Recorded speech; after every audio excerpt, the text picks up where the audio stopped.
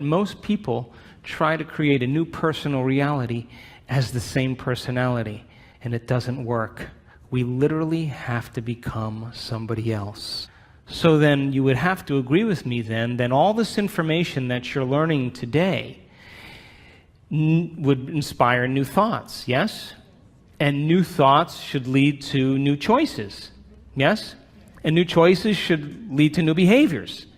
And new behaviors should lead to new experiences. And then new experiences should create new emotions, yes? And new emotions should inspire new thoughts, and that's called evolution, yes?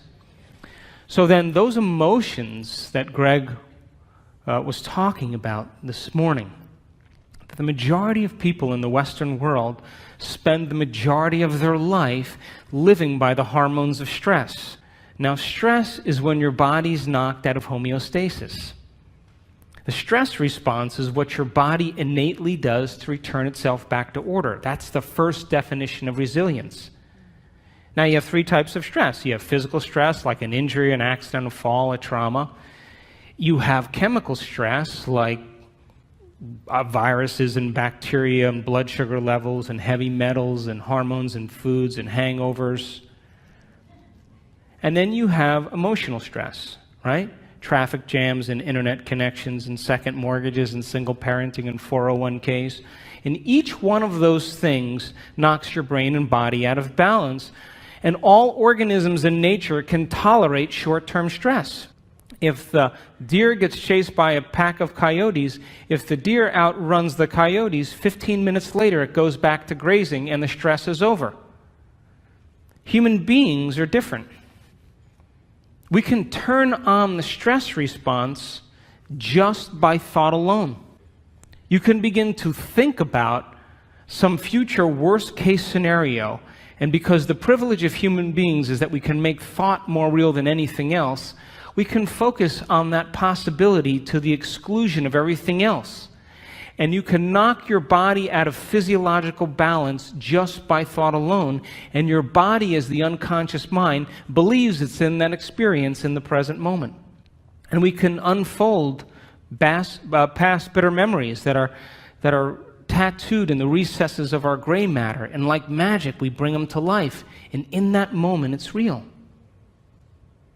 And so the hormones of stress long-term push the genetic buttons that create disease, and no organism can tolerate living in emergency mode for extended periods of time. So then think about this. You can turn on the stress response just by thought alone. How many people have done that? You've done that? It's called being human, right? And we know that the hormones of stress dysregulate and downregulate genes to create disease. So that means then your thoughts can make you sick. So here's my question. If your thoughts can make you sick, can your thoughts make you well? I'm talking to the right audience. So then the hormones of stress, though, give the body and brain a rush of energy. And it's like a narcotic. It becomes a drug. And people become very addicted to the adrenaline and the stress hormones. And they use the problems and conditions in their life to reaffirm their emotional addiction so they can remember who they think they are. The bad relationship, the bad job, the terrible circumstances, all of that is in place because the person needs that to reaffirm their emotional addiction. Because God forbid they couldn't feel anything. So then if the hormones of stress become like a narcotic, and you can turn on the stress response just by thought alone, then we could become addicted to our own thoughts. How many people are still with me? So then if you become addicted to your own thoughts, when it comes time to change, then you can understand then, just like an addict, the moment you're no longer thinking certain thoughts that are making certain chemicals for you to feel a certain way, and those feelings drive the same thoughts. You know, like if you have an insecure thought, you begin to feel insecure, right? Come on. And the moment you feel insecure, you're going to think more insecure thoughts, yes? And if you keep doing that for 20 or 30 years, it's going to feel pretty familiar, yeah? And then you're going to say, I am insecure. Well, whenever you say I am anything, what you're saying is you're commanding your mind and body towards a destiny. So if the body has been conditioned to the mind of insecurity, don't you think then the moment you're no longer going to think insecure thoughts and fire and wire those circuits in your brain and then produce the blend of chemicals for you to feel that way, don't you know your body is going to do what? It's going to look back up at your brain and say, hey, I modified my receptor sites for you. We've been doing this for 20 years. I'm counting on those chemicals coming. Now you're just going to stop? And it's going to start sending signals back to the brain. And the hardest part about change is not making the same choice as you did the day before. And so these people understood that their 20 years of hatred, or their 30 years of anger, or their 15 years of fear or insecurity was the very reason that they were sick. And because feelings and emotions are the end product of past experiences, and we can remember experiences better because we can remember how they feel, if the environment signals the gene and the environment produces a chemical reaction, then as long as you're feeling the same way every single day, there's no new information coming from the environment, and you keep signaling the same gene. How many people are with me? So then the emotions of anger and aggression and hurt and hostility and hatred and prejudice and fear and anxiety and insecurity and hopelessness and powerlessness and depression, guilt and shame, those are all familiar emotions to us because we've experienced the events correlated with them. How many people are still with me? And it's those emotions that are derived from the hormones of stress. And if you keep knocking your body out of balance, that imbalance becomes the new balance, and you're headed for some type of disease. And these people began to realize that they had to change that. And when we react to something or someone in our life, there's always a change in our chemical state. We're altered in some way. And if you don't know how to control your emotional reaction to that event in your life, and that chemical refractory period continues for hours or days, that's called a mood. What's wrong with you? I'm in a mood. Oh, really? Why? Thought you'd never ask. Well, this thing happened to me 5 days ago, and I'm living by the same emotional reaction. Now, if you keep that refractory period going on for weeks or months, that's called a temperament. Why is he so angry? I don't know. Why are you so angry? Well, this experience happened to me 9 months ago, and I'm living by the same emotional reaction. One long refractory period. And if you keep it going on for years on end, that's called a personality trait. And most people wear their emotions layer by layer, and they believe that's who they are. And there was an article in Scientific American just 2 months ago that scientists said that 50% of what you say about your past is not true. Because you're not the same person. You make up stuff. And so then, if feelings and emotions are the end product of past experiences, now stay with me. Did Greg say we need to think differently? Yes? So how many people in this audience believe that the way you think has something to do with your life? You do, yes? Okay, so feelings and emotions are the end product of past experiences, yes? You can remember experiences better because you can remember how they feel, yes?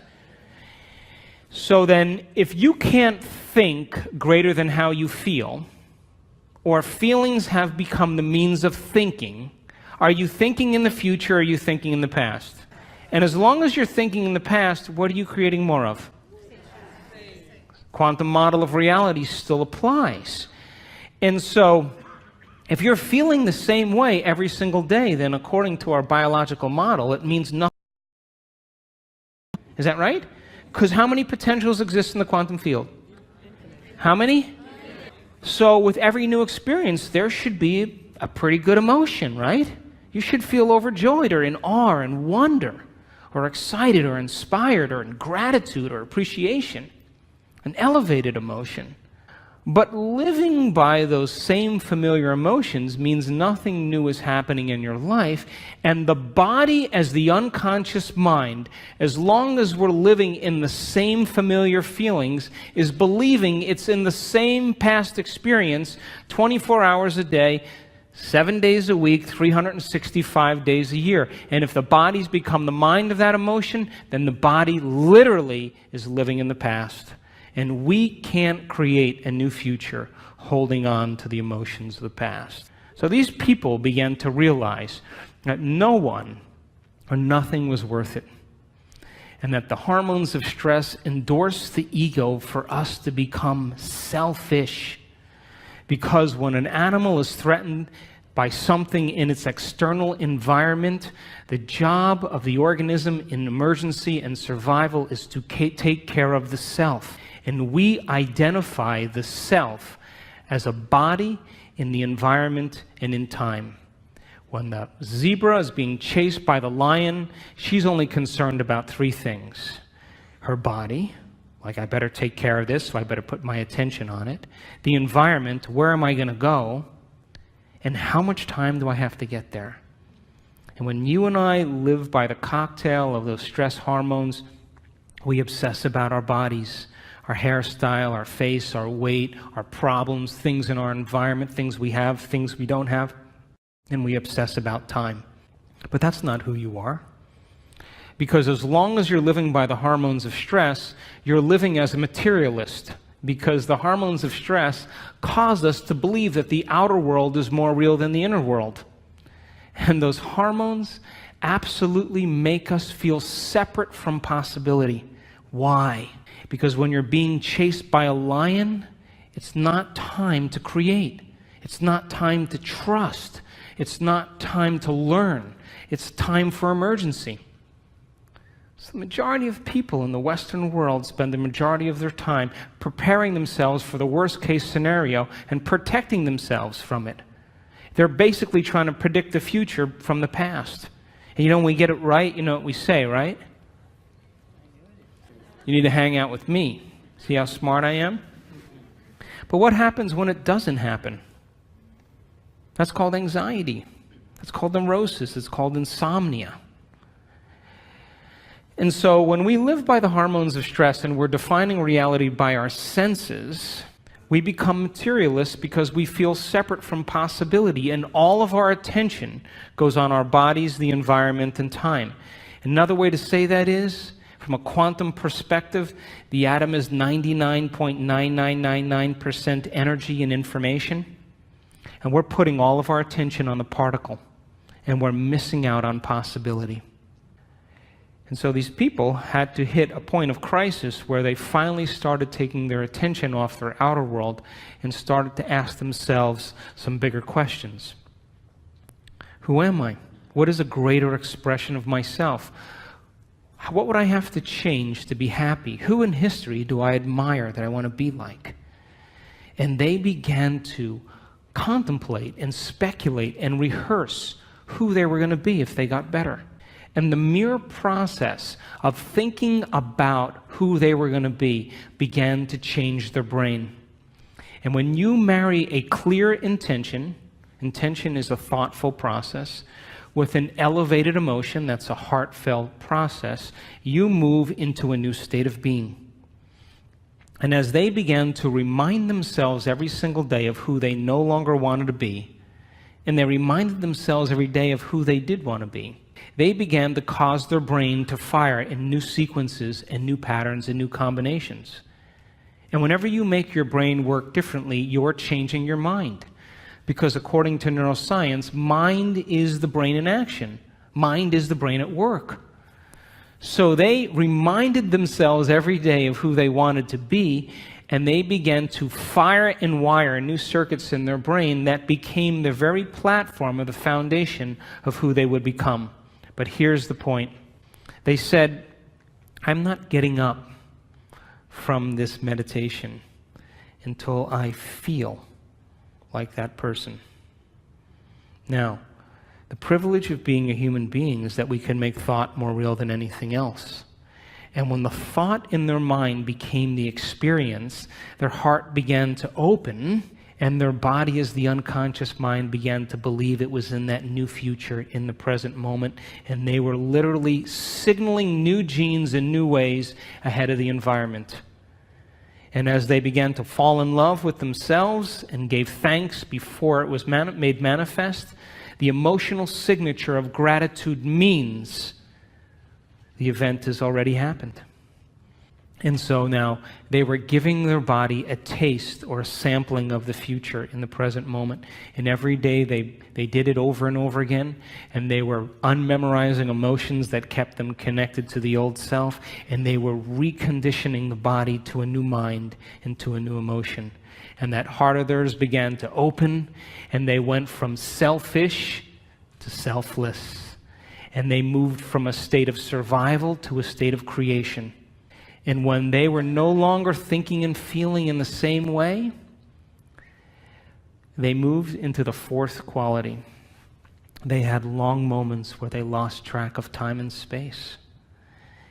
What they were doing in their inner world became so real to them that when they opened their eyes, they thought it would be 20 minutes later, and it was an hour and 20 minutes later. And when they did that, that magnificent forebrain, the crowning achievement of the human being, the frontal lobe, the creative center, it has connections to all other parts of your brain. And when you're asking open-ended questions like, what would it be like? How would it have to be? The frontal lobe, like a great symphony leader, looks out of the landscape of the entire brain and begins to select different networks of neurons and seamlessly pieces them together to create a new mind. And the moment the brain begins to fire in tandem, the frontal lobe creates a picture. And that picture is called an intention. And when you can make that picture more real than anything else, and you begin to feel inspired by it, your body's no longer living in the past. Now it's living in the future. And every day, as they no longer fired and wired the same circuits in their brain and emotionally signaled the same genes in the same way, they were moving into stasis. And then they began to reverse the process. And a new state of being is a new personality. And a new personality creates a new personal reality. So, after I wrote Evolve Your Brain, and after What the Bleep, you know the most common question people asked when I was traveling around the world? How do you do it? How do you do this stuff? Why is it so hard to change? I mean, what do you do? And so we started teaching workshops around the world, and we were doing introductory levels. And we were using science and brainwave technology and breaking it down, heart coherence, so people could understand how powerful they really were. And so we started teaching these workshops after What the Bleep, and for the first year and about 3 or 4 months, guess what happened? Nothing. I don't know if if it was me or just whatever it was, but there wasn't a lot happening. And then after about 1.5 years or so, we started getting these emails. You know, people coming to the events, and the first line of every email was always the same. You're not going to believe this. My 20 years of hatred towards my father, you know, I just decided I didn't want to hate any longer, and my acid reflux went away. What do you know? Did I signal a new gene in a new way?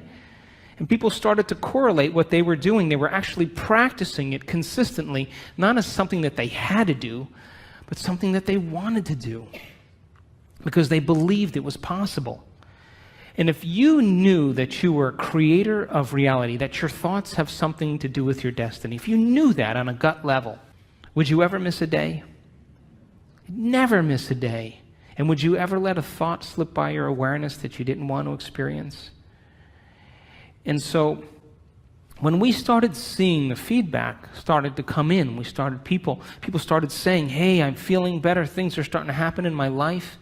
That was, for me, the most important point. I knew on some level that we were making a difference in people's lives. And so people around the world started sending in these wonderful emails, and I just was doing these level 1 intensive workshops, and then after I'd finish the workshop, people would say, can we do another one? I'd be like, okay, we'll do another one. So we did like these level 2s, and then after level 2, someone said, can you do a level 3? And I said, okay, we'll do a level 3. Then after level 3, someone said, can you do another one? I said, I don't think I know anything else. But we kept doing them. I kept learning, and we were in Seattle a couple years ago, and we did a progressive workshop. And there was a lady with MS whose wheelchair, her motorized wheelchair, broke down. And she came anyway. And by the end of that event, she was walking across the room, unassisted, with no limp, and the motor functions in her leg came back. Now, I have to tell you, I was more surprised than anybody. Because now I knew that we were signaling new genes in new ways in real time. That, I mean, we could talk about genes forever, but your genes are a library of potential. They're a library of possibility. They're a parts list. And when you begin to do something differently, when you begin to think something differently, when you begin to experience something differently, when you begin to emotionally embrace something differently, you're literally changing your genetic expression. And when you turn on new genes or activate new genes, those genes turn on to make new proteins. So then, people were literally turning the genes off or down-regulating the genes that had to do with their disease and up-regulating new genes right in their meditation, and their body began to change before our eyes. We did another event then, a few months later, and another lady with MS was dancing around the front of the room. Now, there's a scientific part of me that I just couldn't overlook this. And I became very, very passionate about this idea called information to transformation. And I said that if it's happening in real time, people are doing amazing things. Common people just like you give them information, really profound information that has to do with the truth of the way reality really is. And you begin to have them share that information where they can repeat it. They're wiring it in their brain. Would you agree? If you can repeat something, it's in there, yes? The latest research that was done by Kandel, the Nobel Prize laureate, he said that when you learn a new bit of information, you double the connections in your brain in certain areas from about 1,300 to 2,600 new connections. As a matter of fact, every time you learn something new, you're making a new connection in there. That's what learning is.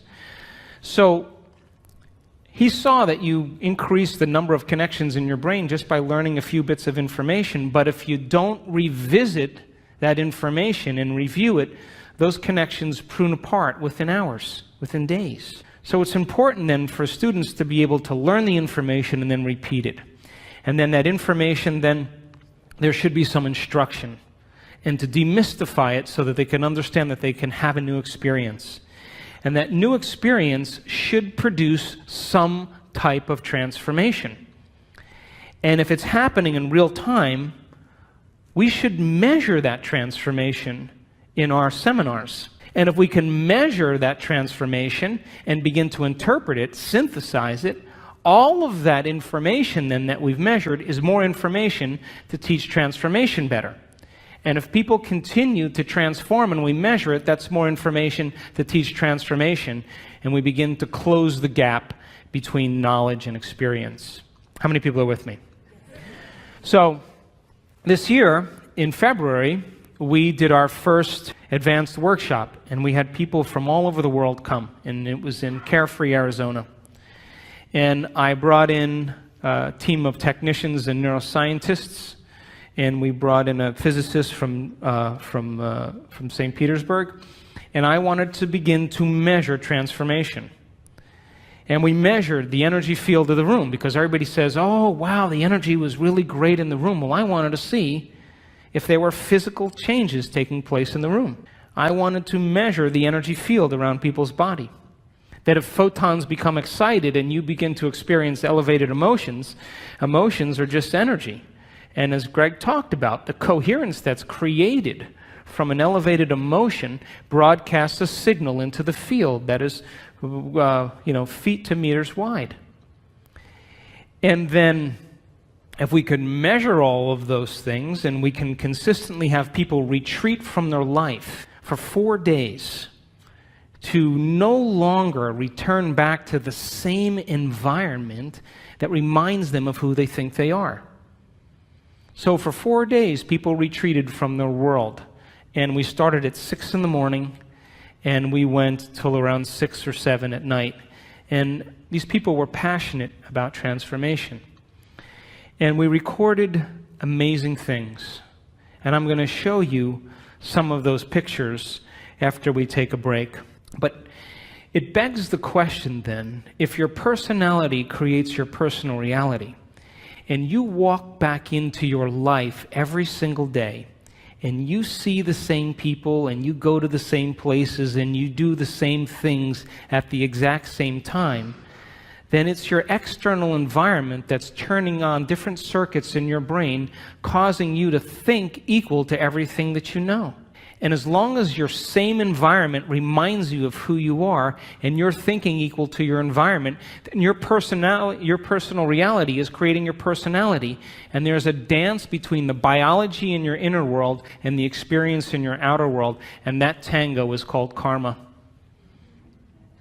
So then to change then is to be greater than your environment, to be greater than the conditions in your world, to be greater than the circumstances in your life. And every great person in history knew this, whether it was William Wallace or Mahatma Gandhi or Joan of Arc or Martin Luther King, the Wright brothers, to have a vision, an idea, a dream, and to begin to no longer keep doing the same things, as Greg said, because all of the adversity in our life is to initiate us into greatness. It's to call out something greater in us. And so these people retreated from their life for 4 days, and they took away the constant stimulation that reminded them of who they were long enough to change their brain and body to be ahead of their environment. And so we measured some amazing things in these people. We saw people with chronic diseases all of a sudden have normal bodies again. We've had people in our work that were diagnosed with rare genetic disorders. My thinking was, if I knew the things from the people that had spontaneous remissions that I studied, what those commonalities were, we should be able to reproduce them, right? So that's why we developed the model of transformation in our workshops. I just did what people already knew how to do and just used the science to explain it. But we had to get people to reproduce it, because anything that's repeatable is a scientific law, or verges on a scientific law. So I wanted to see if we kept doing it, if we were able to produce some type of consistent change. And we started to see some pretty amazing things take place. We did a second event in July of this year, and we partnered with HeartMath Institute, and people wore the monitors for 24 hours, and we were measuring heart coherence with brain coherence. And I'll show you some pictures of some amazing people that sustained heart coherence for hours. It became a skill. As Greg said, once you know how to do it, you know how to do it. So when we live by the hormones of stress and all of the energy goes to these hormonal centers and away from the heart, of course the heart is going to be the first organ that's starved of energy. And when we live by the hormones of stress, we will always try to force the outcome. We'll always try to push and make it happen, because we are matter trying to change matter. And one of the things I learned in studying people that did amazing things in these workshops is I watched a lady for a whole hour. I watched her brain on the scan, and her brain was working so hard. And as I watched it over and over again, watched it over and over again, watched it over and over again, the more she tried to change, the worse her brain got. And I went up to her afterwards and I said, how was that for you? And she said, I had the worst meditation of my life. And something clicked in me in that moment, and I knew that most of us we try to use our brain to change our brain. We try to use the ego to change the ego.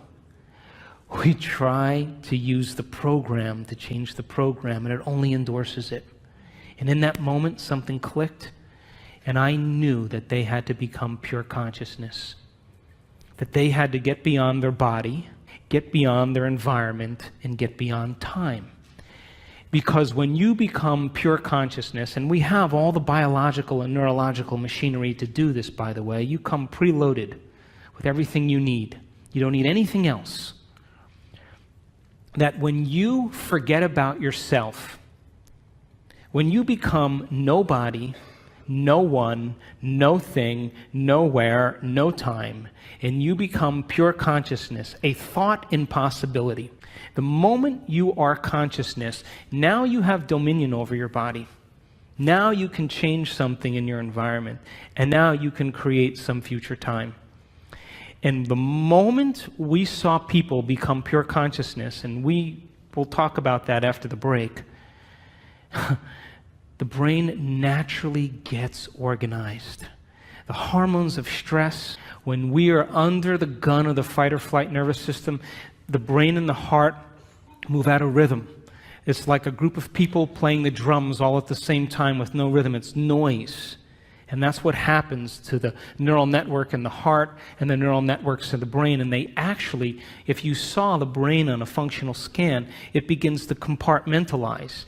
Different compartments of the brain are no longer communicating with each other because different communities are saying, hey, it's not a time to communicate now. There's a tiger on our back here. We got to run. And so the long-term effects of stress causes the brain to move into what's called high beta brainwave patterns, like driving your sports car in first gear. And different compartments of the brain no longer communicate with each other. And if you were to measure that on a brain scan, it's very erratic patterns. The moment you become pure consciousness, you forget about yourself. That's my definition of creation. The moment that happens, the brain goes, thank God he's out of the way. Now I can get organized again. The operator is finally gone for a few minutes. And we started in that event, in that February event, teaching people how to become pure consciousness. And when that happened, we saw their hearts get highly coherent. We saw their brains get highly coherent. And it's kind of an irony.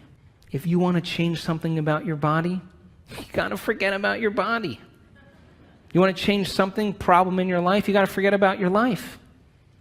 You want to create some future time, you have to forget about time. And you have to become no face, no gender, no profession. You have to become pure consciousness. And we saw it over and over again, that 91% of our people that had their brains scanned in our first event had a more than 80% change in their brain for the better. And there was no drugs, there was no, therapies. They just went through the process of observing their thoughts and becoming conscious of their unconscious thoughts because they're no longer being distracted by their environment. Pay attention to their behaviors and their actions and look at the body as the mind and the emotions and master that. In the first day, the energy in the room, we measured it. Guess what happened to it? It went down. Because people were breaking all their emotional ties to their known familiar life. But when we went to that next day and they became pure consciousness, the energy in the room began to rise. And when we saw that, it was miraculous. And we measured the energy as it began to continuously improve. And when we did our event in July, we started seeing people having enormous amounts of energy that were stored in their body travel up through their heart and into their brain. And we captured people with a full-on Kundalini experience, full-on ecstasy in their brain. And they were common people just like you. And boy, I tell you what, after that experience, they could care less about their checking account. They could care less about their problems. And we saw one lady move into such a state of ecstasy. We were watching her on the camera, on the screen like this. And all of a sudden, we saw her brain get very organized. The front of the brain talking to the back of the brain, the back with the front, side to side. Strong level of coherence. And all of a sudden, she went into this high consciousness state called gamma brainwaves. And gamma brainwaves is super consciousness. And I looked at that screen, and I looked at the neuroscientist, and I looked at him again, and I said, I think she's in ecstasy. And we turned around, and she had tears running down her face. She was so connected to something greater. She didn't want the experience to end. I'm going to show you pictures of her brain. She wanted the moment to elongate.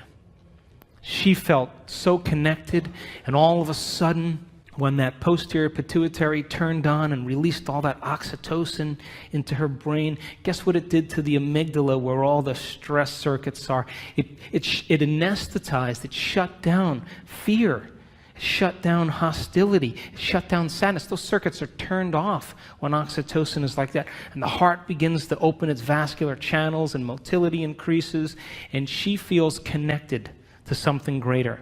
And she would never try to force the outcome in that moment. She's already connected to the outcome. She's trusting in the outcome. And we saw it with more than one person. And so the concept of information to transformation is to empower you that it's possible, that all of this information and science and everything that's coming out right now is for us to do something with. And this is a time in history where it's not enough to know. It's a time in history to know how. And when you give common people the opportunity to understand the truth about themselves, and then you inspire them to go out and try it like a scientist. Hey, I'm going to change the way I think and feel. I should see some effect in my life. And the moment I can correlate the feedback in my life with what I did, I'm going to do it again. And so we've had people around the world heal themselves of all kinds of conditions. We've had people win the lottery. We've had people create new opportunities for themselves, because nobody is so special to be excluded from this phenomenon. And the phenomenon is that you are a creator. And when you live by the hormones of stress, you forget that, and so do I. And when we live by the hormones of stress, we are always trying to change matter by being matter. We're being a brain trying to change a brain. We're being matter trying to change something in our life. But when people begin to understand how to apply these principles and they begin to practice them and make them a skill, and the more you practice it, the better you get at it. So think about this. What if you woke up in the morning, and instead of getting out of bed and doing the same thing as you did the day before and going through the same routine as you did for the last 5 years, what if you woke up in the morning and you place your hand over your heart and you say, I'm going to teach you what it feels like to be noble today. I'm going to train you to know what abundance is. And you begin to marry a clear intention with an elevated emotion, and you memorize that feeling, and you're able to maintain that modified state of mind and body your entire day, get ready. Because something unusual is going to happen in your life. That's the law. And the hardest part about all of this, hardest part, is simply making the time to do it. Making time for our precious selves. To decide then, well, geez, I want to be wealthy and abundant. Well, if I want to be wealthy and abundant, then I can't feel lack, because a wealthy person never feels lack. And if I feel lack, I'm going to attract lack. Gold only attracts gold. Lead doesn't attract gold. And so then when we see our life now as an initiation, and we have to meet the conditions in our life from a greater level of mind every day, then wouldn't it be a good idea every day to ask yourself a question like, what is the greatest expression of myself that I can be today? One lifetime today. Can I demonstrate love? Can I be patient? Can I be filled with energy and enthusiasm? Can I give? Who in history do I admire that I want to be like? And you begin to rehearse a new way of being and begin to install the neurological hardware in your brain so you have the circuits in place that when you open your eyes, you're somebody else, and you get that heart-centered emotion going. You move out of these survival centers, and the moment you open your heart, it's a fact. The Heart Math Institute did the research. Take a clear intention and marry it with an elevated emotion, and you change matter. You alter DNA at a distance, because the thoughts you think are like the electrical charge in the quantum field, and the feelings that you emote are like the magnetic charge. And how you think and how you feel broadcasts an electromagnetic signature that influences every single atom in your life. So what are you broadcasting every day? So if you were able to practice it and change your brain and body ahead of the environment every day, then your friends would go, "You look different. Did you change your hairstyle?" "No." "Really? Did you shave your mustache?" "No, never had a mustache." "Really? Did you lose weight?" "No." Whoa, wow, something's different about you, because they're sensing a change in energy. And when you change your energy, you change your life. How many people are with me? So, great time to be alive, would you agree? We signed up for this. But listen, you can't stand up and in the name of spirituality say, "Hey, let's all live in gratitude," and get in your car and be like, "Hey, get out of the way," cut people off. What's that? That's like, eating a delicious, vegetarian organic breakfast and then spending the rest of your day eating junk food. That you have to lay down we have to lay down the very thing we used our whole life to get what we want for something greater to happen. And it means that all of the conditions in our outer world somehow reflect some aspect of us. And if you want peace in the world, you better not be arguing with your coworker. It doesn't work that way. And if you want to experience true fascination for life, make time for fascination. I was in Barcelona a little ways back, and I was invited to speak to the ministry of all the ministries in the government there, 17 different ministries. And they're in a crisis right now. And the one thing I didn't want to be was some know-it-all American, And I said, "How do you become supernatural?" You got to start doing what's unnatural. When there's a crisis and everybody is in lack, that's the time to give. When everybody else is in fear, that's the time to demonstrate courage. When everybody else is hostile and judging, that's the time to show compassion. And if we can continuously do over and over again what is so unnatural, sooner or later will become supernatural. Wouldn't you agree? So then if you're working on your anger and your frustration, and I'm working on my fear and my anxiety and my judgment, and I'm taking care of me and you're taking care of you, then everybody was doing that, we would sooner or later start to see some change in the world. Yes? So then we have to begin to start somewhere. And the place we start then is looking within and beginning to look at some of those emotions that keep us anchored to the past, that literally begin to break us down. And if a person can move into an elevated state of being every day, and they understand that they're signaling new genes just by doing that, just by doing it. If you have that understanding, you will produce greater results. If a group of elderly men can retreat from their life for 5 days and go to a retreat center north of Boston, all these men in their 70s and 80s, and they were told to act like they were 22 years younger. Just pretend.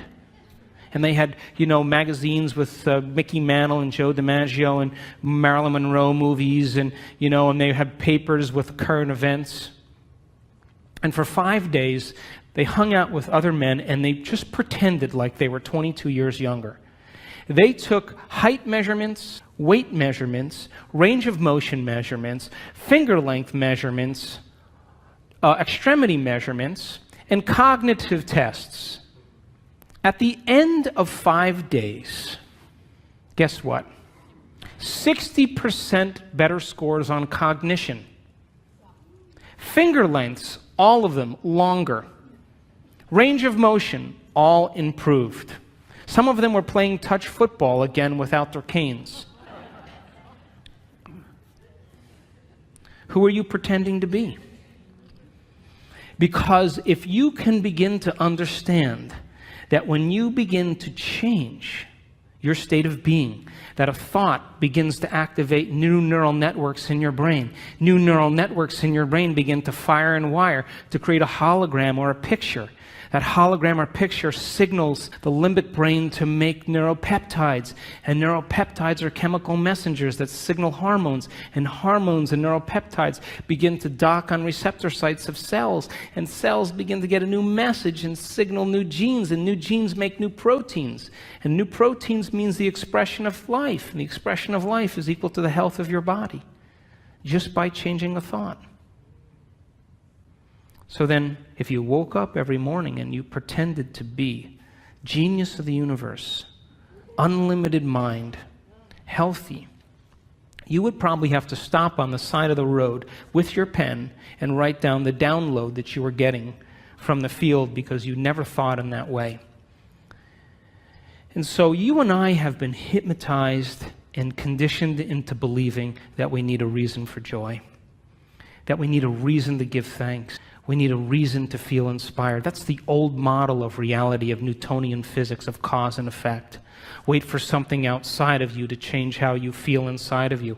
And the moment you feel better inside of you, you pay attention to who caused it outside of you. And that event's called a memory.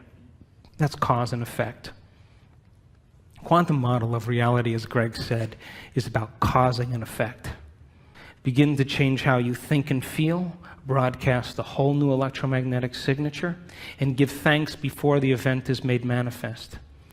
Materialists would never do that, but the quantum mind, the immaterialist, always does that, because the moment you begin to observe a new future, that's called intention, with an elevated energy, you are causing infinite waves of possibility to begin to collapse into new patterns of information called your life.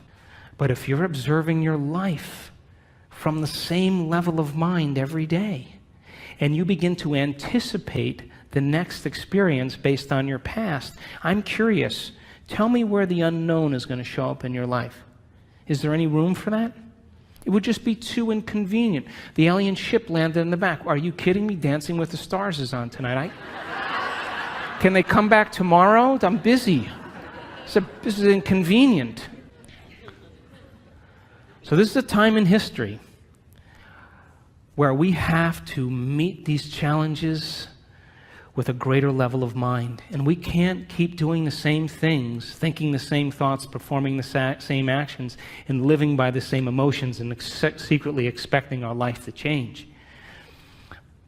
We have to meet all of these challenges, and we have to be the heroes and the heroines that begin to leave a legacy in this particular time.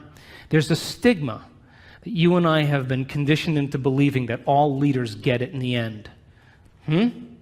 Abraham Lincoln, Martin Luther King, William Wallace, Joan of Arc, they all got it in the end. It's a subconscious conditioning that leaders somehow pay the price with their life. You ever see a group of birds that all move in the same direction? You ever see the fish that all swim in the same? If you study that phenomenon in biology, that's called emergence. You would think that there's a leader, like it's a top-down phenomenon. Turns out there's no leader. It's a bottom-up phenomenon. Everybody is leading. There's one mind, one consciousness. So you can't take out all leaders if everybody's leading now, could you? So this is a time in history where emergence is the model, that we have to lead by example. And all of this information is to empower you to understand that it's possible.